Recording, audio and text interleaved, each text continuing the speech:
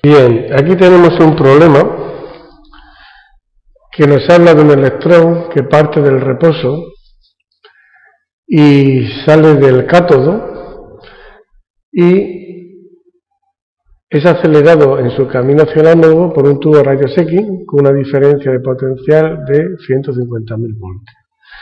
Nos pide que hallemos su energía cinética, su masa, su velocidad, etc.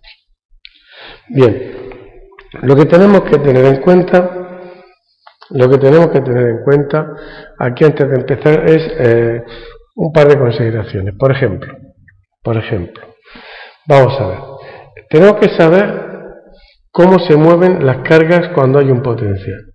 Entonces, si una carga positiva, el trabajo que realiza el campo es igual al producto de la carga por la diferencia de potencial inicial menos final.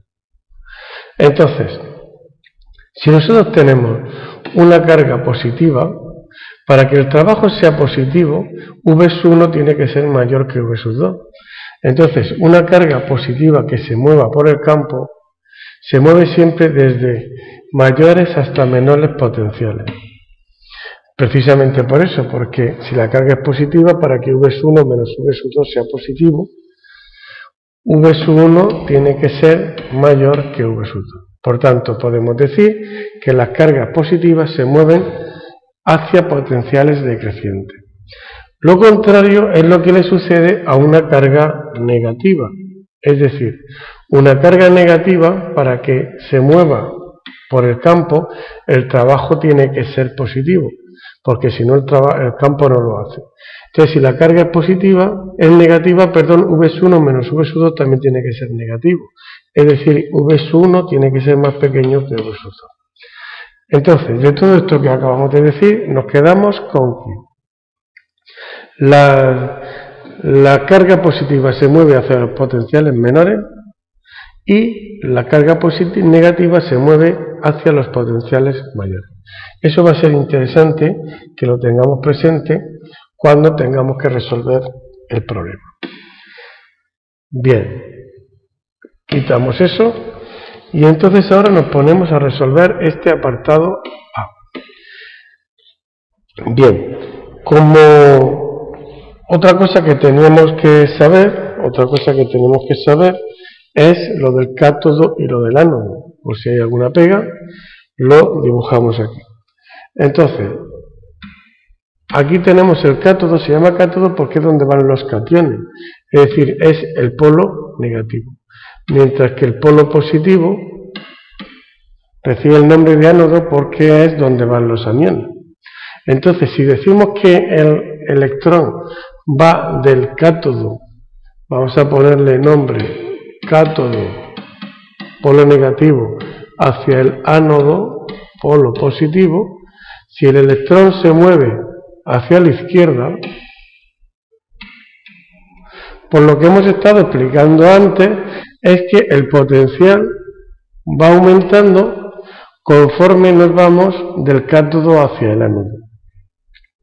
Eso nos está indicando que cuando calculemos este trabajo, tendremos que poner carga del electrón menos 1,6 por 10 elevado a menos 19 por la diferencia de potenciales aquí hemos visto, como la diferencia de potenciales inicial menos final, ese valor de 150.000 tiene que ser negativo para que el trabajo total sea positivo. Y es negativo porque V1 es más pequeño que V2. Y entonces tendríamos que poner aquí menos 150.000.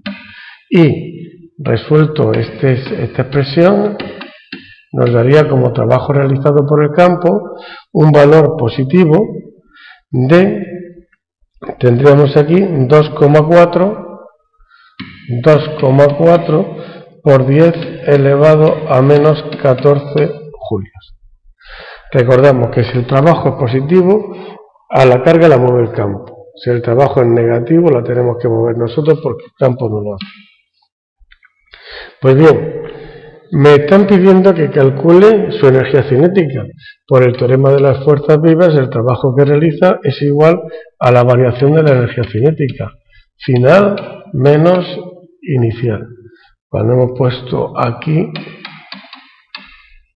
estamos refiriéndonos a la energía cinética final menos la energía cinética inicial, que vale 0. Así, de esta fórmula sacamos ya directamente que la energía cinética final coincide con el trabajo realizado por el campo y será igual, como hemos visto, a 2,4 por 10 elevado a menos 14 julios. Primer apartado resuelto. En lo que respecta al segundo apartado, la masa al llegar al ánodo. Aquí lo que ocurre es, tenemos que aplicar la famosa ecuación de Einstein, porque debido al aumento de energía su masa se incrementa en un factor que viene dado por la ecuación incremento de m es igual a la energía dividido por la constante c al cuadrado. Esa es la famosa ecuación E igual a incremento de m por c al cuadrado. Pues bien, eso